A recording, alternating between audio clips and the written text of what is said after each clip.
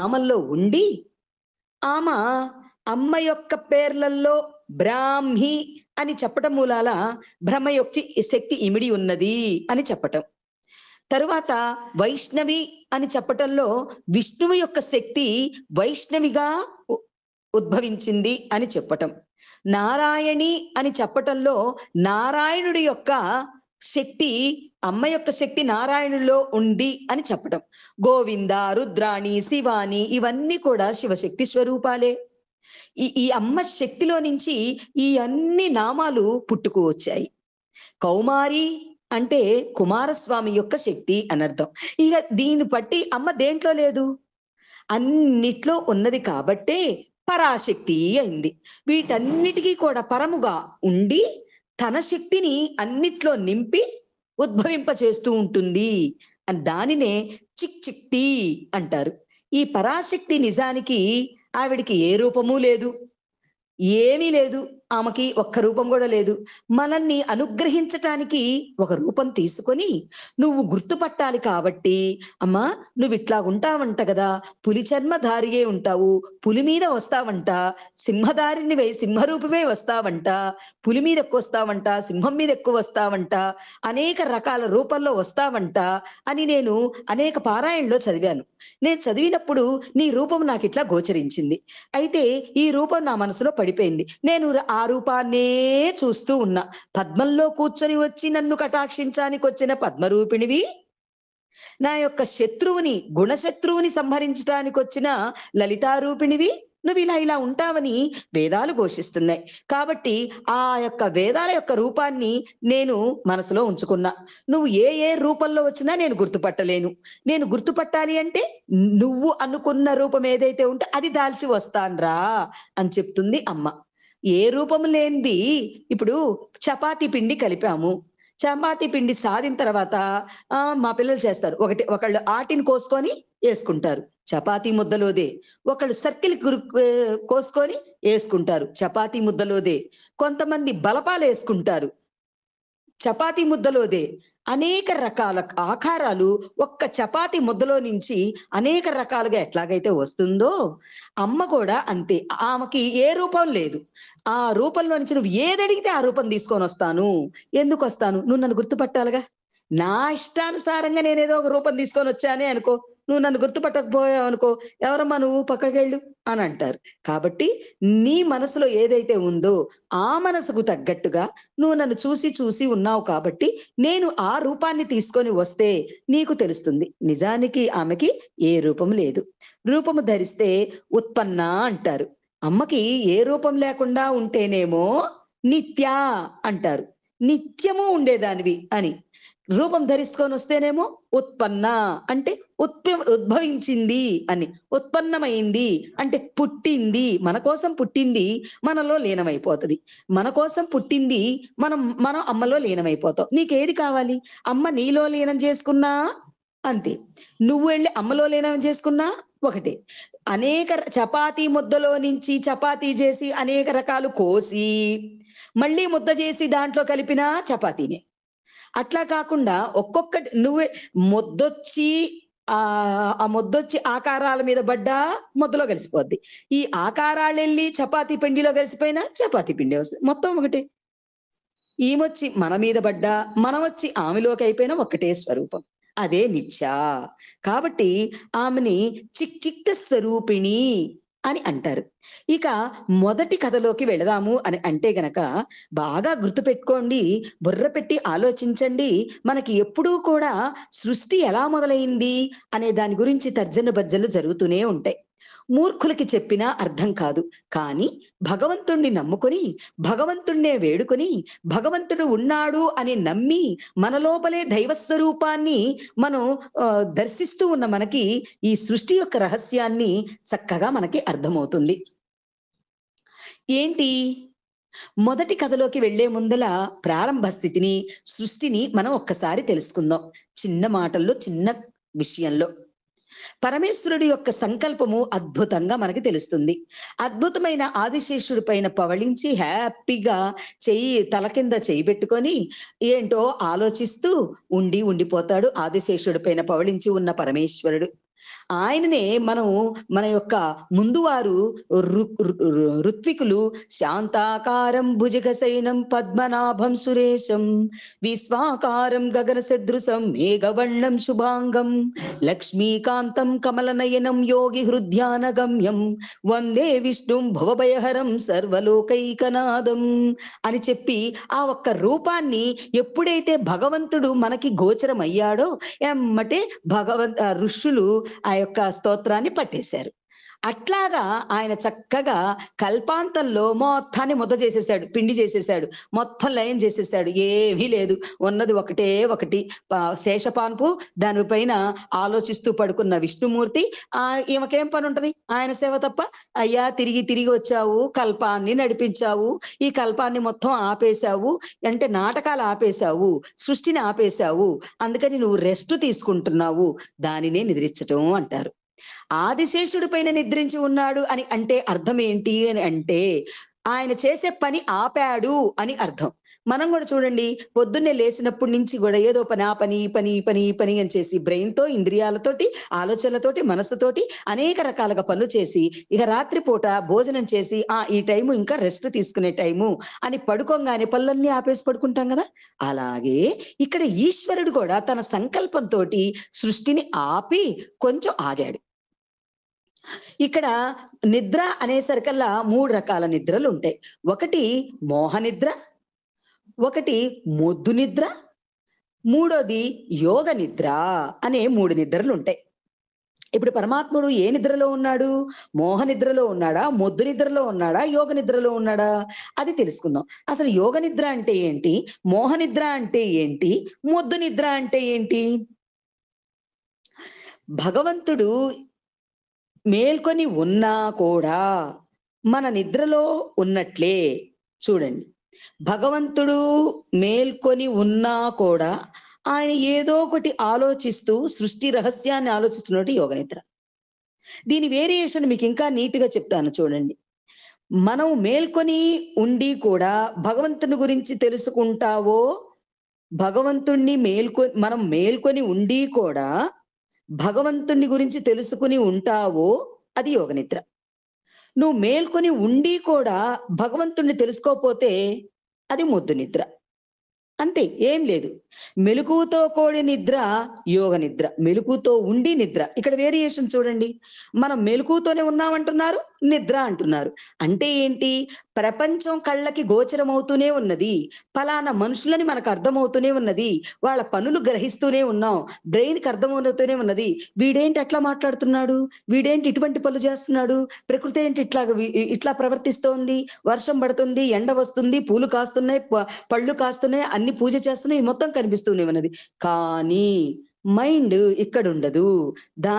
దానిలో ప్రతి చూస్తూ ఉన్నది కూడా భగవంతుడికి తోటి ఏకీభవించి భగవంతుణ్ణి తలుచుకుంటూ కళ్ళు ప్రపంచాన్ని చూస్తూ ఉన్నప్పటికీ గూడా మనసు పరమాత్ముని స్మరించుతూ ఉండటమే మనం మేల్కొని ఉన్నా గూడా యోగ నిద్ర అని అంటారు. భగవంతుడు నిద్రపోతున్నప్పటికీ కూడా మేల్కొని ఉండటమే. అది ఎలా కుదురుతుంది? భగవంతుడు పని ఆపేసినా అంటే పని ఆపటము అంటే నిద్ర అని చెప్పుకున్నాం కదా! భగవంతుడు ఆపేసి శయనించి ఉన్నప్పటికీ కూడా తన యొక్క శక్తిని ప్రపంచం మొత్తం శక్తిని, ఋతువులని, మాసాలని, గ్రహాలని మొత్తాన్ని తన బొడ్డులో పెట్టుకొని తర్వాత ఏం చెయ్యాలి అని ఆలోచిస్తూ ఉంటాడు నిద్రలో ఉండి. అంటే కళ్ళు మూసుకొని ఆలోచిస్తూ ఉంటాడు. అది ఆయనకి నిద్ర. అంతే. ప్రతి జీవుడు కూడా ప్రపంచాన్ని చూస్తూ ఉండి కూడా దాని లోపలికి వెళ్ళకుండా నేనేంటి? నా భగవంతుడేంటి? నా శక్తేంటి? నా పూజేంటి? నా మంత్రమేంటి? నా ఆలోచనేంటి? నా తత్వమేంటి? భగవంతుడు నా లోపల ఎలా ఉన్నాడు? భగవంతుడి లోపల నేనెలా ఉన్నాను? నా క్రియలలో కర్మ కూడబెట్టుకోకుండా ఎలాగుంటది? ప్రతి మనిషికి, జీవుడికి కర్మ అనేది ఒకటి పెట్టాడు. భగవంతుడికి కర్మ అనేది లేదు. ఆయనకి ఏ రూపం లేనివాడు కాబట్టి, మనకి ఇంద్రియాలు ఇచ్చాడు కాబట్టి ఈ ఇంద్రియాలతోటి అనేక రకాల కర్మలు చెయ్యాలి. అంటే పనులు చేస్తూ ఉంటాం కాబట్టి, చేసే పనిలో మనకి అంటని విధంగా ఎలా చెయ్యాలి అనేది తత్వయుక్తంగా ఆలోచిస్తూ, జీవుడు మేల్కొని ఉండి గూడా తత్వయుక్తంగా ఆలోచిస్తూ చేసే పనులేమో యోగ నిద్ర. మేల్కొని ఉన్నా గూడా యోగ నిద్ర. అంటే మనసుతో పరమాత్ముడికి లింకు పెట్టుకొని తత్వాన్ని గ్రహించి తత్వయుక్తంగా కర్మలు చేసేవాడు మేల్కొని ఉన్నా సరే యోగే అంటున్నారు. యోగులు దేని గురించి ఆలోచిస్తున్నారు అది మనకి పట్టదు. కాబట్టి అది మనకి దీని గురించి ఆలోచిస్తున్నాము అని అనుకుంటూ ఉంటాం. పరమాత్ముడేమో పరమాత్ముడికి పగలు, జీవుడికి రాత్రి. జీవుడికి పగలు, పరమాత్ముడికి రాత్రి. ఈ వేరియేషన్‌ని గమనించాలి. ఎట్లాగా అంటే భగవంతుడు నిద్రపోతున్నప్పటికీ గూడా సృష్టి గురించి ఆలోచిస్తున్నాడు గాబట్టి ఆయనకి పగలే. మన కళ్ళతో అన్నీ చూస్తూ ఉండి గూడా తప్పు, ఒప్పులు గ్రహించి గూడా దాన్ని కనిపెట్టలేము కాబట్టి అది మనకి రాత్రి. రాత్రి అంటే పనులు ఆపేసి రెస్ట్ తీసుకోవటం అనేది. నువ్వు తత్వయుక్తంగా భగవంతుడిని తెలుసుకొని కూడా నువ్వు దాని గురించి అవలంబించకుండా, ఆయన గురించి ఆలోచించకుండా మాయలో పడిపోయి పనులు చేసుకుంటూ పోతున్నది అజ్ఞానం కాబట్టి అది రాత్రి. అంటే ఏంటి? భగవంతుడిని తెలుసుకొని దానికి అనుగుణంగా పనులు చెయ్యకపోవటం అనేదే అజ్ఞానం. అజ్ఞానం అనేది చీకటి. చీకటిలో ఉండేది రాత్రి. రాత్రి చేసేది నిద్ర. నువ్వు పగలు ఉండి కూడా అజ్ఞానాన్ని గ్రహించకపోవటం మూలాన చెయ్యవలసిన పనులు ఆపేసి, చెయ్యకూడని పనులు ఏదైతే ఆలోచిస్తూ ఉంటావో, మాయని ఆకట్టుకొని, మాయలో పడిపోయి, మాయ చూపించిన దారిలో వెడుతూ ఉంటావో, అది రాత్రి. అంటే నీకు పగలు గూడా రాత్రే అని అర్థం. కానీ భగవంతుడికి రాత్రి గూడా పగలే. యోగులు పగలు రాత్రిగా, రాత్రి పగలుగా వాళ్ళు ఉంటారు. యోగులు సూర్యుడు వచ్చినప్పటికీ గూడా వాళ్ళు రాత్రిగానే భావిస్తారు. ఎందుకు అనంటే ప్రపంచం జోలికి పోరు. ప్రపంచం జోలికి పోయి అనేక రకాలుగా పనులు చేస్తూ ఉండేది పగలు. వాళ్ళు ఏ పనులు చేయరు. రమిస్తూ ఉంటారు భగవంతుడితోటి.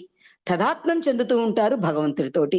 జ్ఞానవంతమైన భగవంతుణ్ణి ఏ జ్ఞానంతో భగవంతుణ్ణి కొలవాలి, ఏ జ్ఞానంతో భగవంతుణ్ణి అర్థం చేసుకోవాలి, ఏ తత్వయుక్తంగా భగవంతుణ్ణి నా వైపుకు తిప్పుకోవాలి, నేను పూర్తిగా ఈ ప్రపంచం అనే మాయలో నుంచి నేను తామరాకు మీద నీటి బొట్టులాగా అంటకుండా బ్రతికి ఉన్న భూమి ఒక తామరాకైతే దాని మీద భూమికి అంటకుండా, పంచభూతాలకి అంటకుండా, అజ్ఞానంలో పడిపోకుండా, మాయా అని అమ్మ ప్రసరించినప్పటికీ దాన్ని భేదించుకుంటూ జ్ఞానం అనేది అమ్మ ప్రసరింపచేసింది.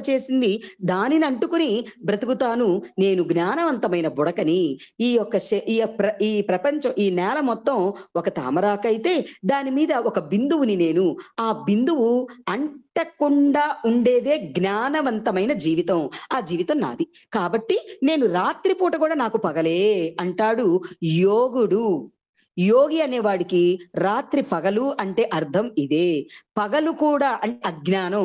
ఇక్కడ పగలు అంటే జ్ఞానము, రాత్రి అంటే అజ్ఞానము. ఈ విధంగా గనక మనం తెలుసుకున్నట్లయితే రాత్రికి, పగలకి మనకి తేడా తెలుస్తుంది. రాత్రి నిద్రపోతున్నప్పటికి కూడా మాయాజీవుడు భగవంతుణ్ణి తలుచుకుండి ఉంటే గనక అతనికి పరమాత్ముడే కనిపిస్తాడు.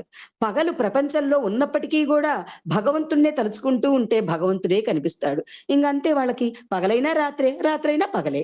యోగికి రాత్రి పగలుగాను, పగలు రాత్రిగాని గోచరమవుతుంది అని చెప్పటానికి భగవంతుడు ఇంత చెప్పాడు.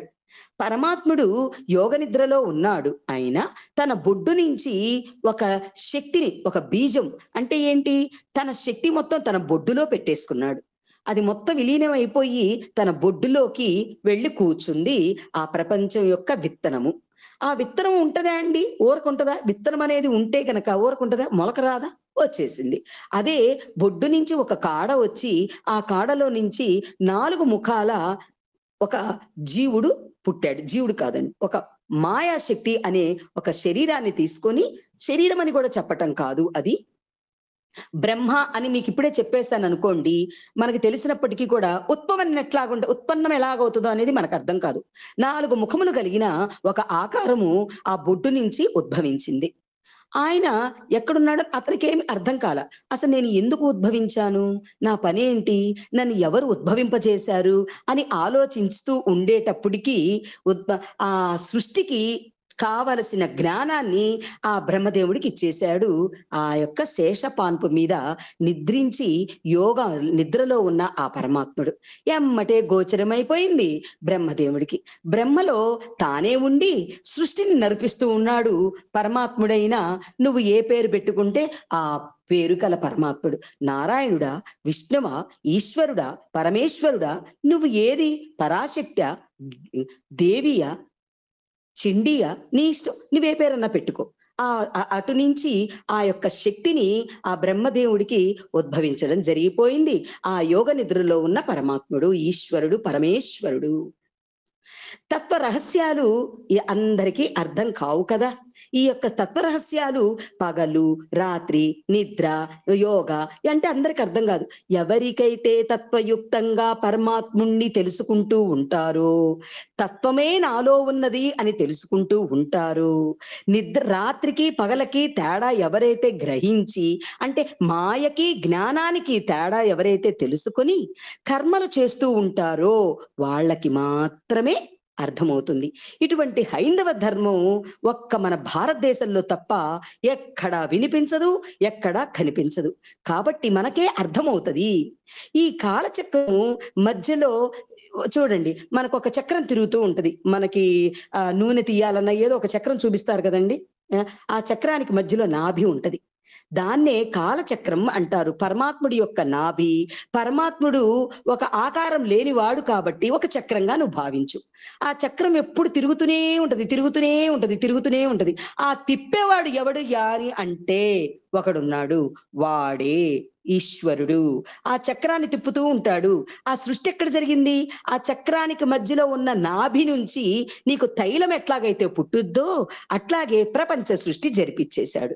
నీకు ఉదాహరణకి చక్రము, నాభి, తిప్పేవాడు పరమాత్ముడు, దాని నుంచి పుట్టేది తైలము ప్రపంచంగా మనకి చెప్పడం, ఉదాహరణకి చెప్పడం జరిగింది. ఈ తైలము ఎట్లాగైతే మనం వేసి దాని లోపల కొన్ని ద్రవ్యాలు పొయ్యాలి కదా. నీకు ఏ తైలం కావాలంటే ఆ యొక్క ద్రవ్యాలు పొయ్యాలి దాంట్లో. అట్లాగే పరమాత్ముడు ఈ జీవుడు, సృష్టి అనే విత్తనాలు, అనే ద్రవ్యాలు ఆ మధ్య నాభిలో వేసేశాడు. ఆ నాభిలో నుంచి ఇక పుట్టుకుంటూ వచ్చిన 84 లక్షల జీవరాశులు. ఉత్పన్నం చెయ్యాలి అనుకున్నాడు, ఉత్పన్నం చేసేశాడు. సంకల్ప మాత్రం చేత ఇలాగా నా బొడ్డు నుంచి వచ్చిన ఒక జ్ఞానము 4 ముఖాలతోటి జ్ఞానవంతమైన వేదాల నుంచి వచ్చిన శక్తితోటి ప్రపంచం ఆవిర్భవిస్తుంది అని అనుకున్నాడంతే. తక్షణం జరిగిపోయింది. తక్షణం ఆయన మళ్ళీ అనుకున్నది అవలంబించాలి, దీనికి ఇది అని అనుకోలే. మనసులో అనుకున్నాడు. ఆ విత్తనం ఎప్పుడైతే ప్రపంచం మొత్తం లీనమైపోయి ఒక విత్తనంగా మారి పరమాత్ముడి బొడ్డులో ఉండి, బొడ్డులో నుంచి ఒక చెట్టులాగా ఒకటి కాండం మొలసుకొచ్చి, ఆ కాండంలో నుంచి 4 ముఖాల ఉన్న బ్రహ్మ ఉద్భవించి, ఆ బ్రహ్మకి పని చెబుతూ నేను ఎట్లాగా ఉద్భవించాను, ఎవరి కోసం ఉద్భవించాను అని అనుకునే లోపల పరమాత్ముడి తనకి ఈ పని చెప్పాలి అని సంకల్పించిన చేత పరమాత్ముడికి అర్థమైపోయింది. బ్రహ్మదేవుడికి మొత్తం సృష్టించేశాడు బ్రహ్మ. ఆయన నుంచి ఆ 4 ముఖాల నుంచి 4 యొక్క మనుష్యులు ఉద్భవించేశారు. 84 లక్షల జీవరాశులు ఉద్భవించేసినాయి. 4 రకాల వేదాలు ఉద్భవించేసినాయి. ప్రకృతి ఏదని చెప్పగలం. ప్రపంచం మొత్తం కూడా అనేక లోకాలు, పైన 7 లోకాలు, కింద 7 లోకాలు, 14 లోకాలు కూడా ఉద్భవించేసినాయి. తక్షణం ఆ విత్తనము, ఆ పరమాత్ముడి యొక్క సంకల్పము అంతగా ఉంటది అని. ఆ ధ్యానంలో తనకి కనిపించిందో లేదో తండ్రి అయిన నారాయణమూర్తి చేత ఉద్భవింపబడింది. ఇది సృష్టి రహస్యం. ఇక నుంచి ఎటువంటి వారికి ఎటువంటి కర్మలు, ఎవరు ఏ కర్మలు చేస్తే ఎలాగ ఉంటది అనేది అమ్మ రేపటి రోజున కథ చెప్పబోతూ ఉంది. హరి ఓం.